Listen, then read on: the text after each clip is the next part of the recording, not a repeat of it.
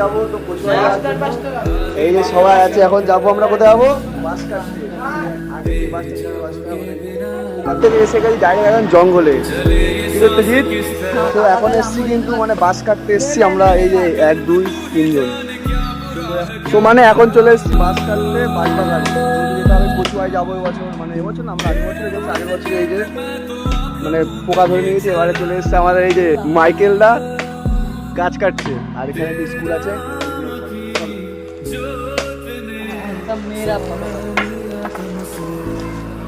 Handsome girl follow করে।